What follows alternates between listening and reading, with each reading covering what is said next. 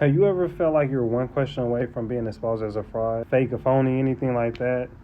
Because I'm an educator and I'm in higher ed, and this is a personal struggle that I personally go through every single day, as well as I'm seeing this more and more common in the academic world with students, with even faculty members and executive leaders. Now, here's how I tell them, and this is how I would tell you how to approach this problem with, once again, all these students and faculty that I constantly working with. Imposter syndrome, or what I like to think of it as imposter phenomenon. And I like to say imposter phenomenon because this is more of a science than a psychological problem. This isn't a personal thing that you're dealing with. This is something that, because of the environments that you have been placed in the situation that you're dealing with, right, and how you respond to that, it's more of a science than a psychological issue that you're facing right now. So that's the reason why I'm going to be referring this to imposter phenomenon than imposter syndrome.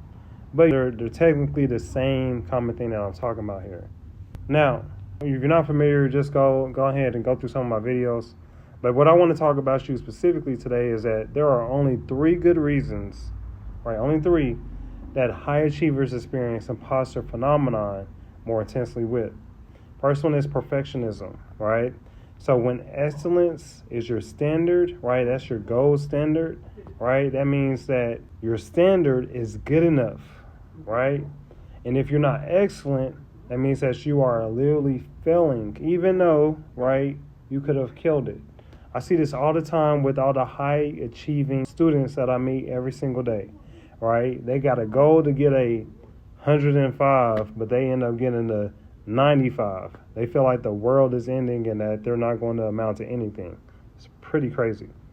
The second thing is comparison, right? In academia, or if your job or anything like that, you're surrounded by brilliant, talented people, right? And this makes feeling average inadequate, right? Even though all of you are talented. You want to make sure that you understand and your worth. And the last thing is isolation. This is something that I constantly see, especially if you're the only one in the room. Underrepresented groups in STEM who lack models that reflect their journey rarely can escape that prism that they put themselves in, right? So I want you to take a moment to recognize these patterns in yourself or in your institution that you're in right now, right? So I want you to ask yourself, what would your department or your team look like if you accomplished something, if fear or judgment didn't hold you back, right? If innovation required you to be vulnerable, right? That imposter phenomenon prevents all that. How many brilliant contributions are lost because someone felt not ready yet, right? They're not good enough to talk. Research actually shows that underrepresented groups in academia and corporate and all those type of environments censor you at a higher rate. So that basically means, right, we call this flying under the radar, to where you actually don't want to say anything to nobody at all, right? You just want to literally, as I say, fly under the radar. You don't want to say nothing, do nothing. You don't want to be exposed as a fraud or anything like that. So what message does your work environment send about belonging in your environment? Typically, like I said, if you feel like you're the only one, you might feel like an outsider. And an outsider is actually a imposter personality, I like to describe them as, that I'm working on right now. Because currently right now, there's only 5 personalities out right now. They were made by the wonderful Dr. Valerie Young. She's a wonderful mentor of mine. She's taught me everything I know about imposter phenomenon. And that has caused me to, of course, be me and research more and more about this. But one of those that I'm developing is something called the outsider, to where you feel like you're the only one in the environment. And this is a version or a personality of imposter phenomenon. Now, some environmental cues can dramatically impact your confidence levels among your peers or your colleagues or something like that, right?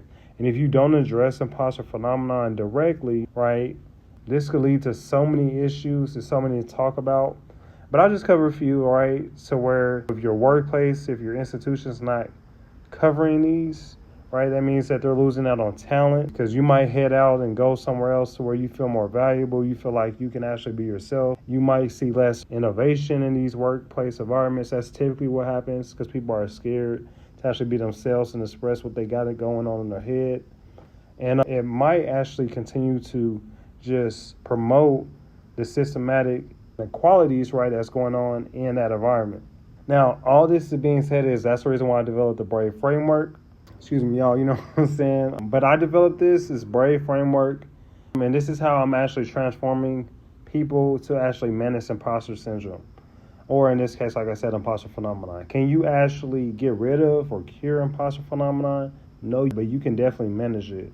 And that's what the whole purpose and point of BRAVE framework is.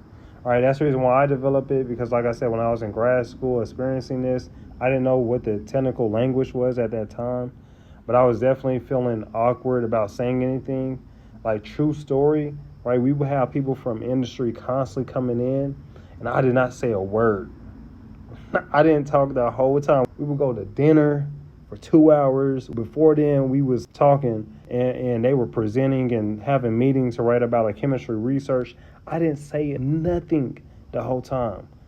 I thought maybe they thought I was deaf. I don't know, but I didn't say anything at the whole time. Even my advisor, my boss, I'm saying, when I was getting my PhD, he thinks that still to this day that I'm a mute, right? He thinks I have my funny moments, but I don't say anything. And that's because that whole time I felt super uncomfortable to talk about the science. And that's just because I was facing imposter phenomenon. Even though I was doing the work, they wasn't doing the work. They was asking me about the reports. I'm the one who wrote up the report and sent it to them. But I'm not talking the whole time, right?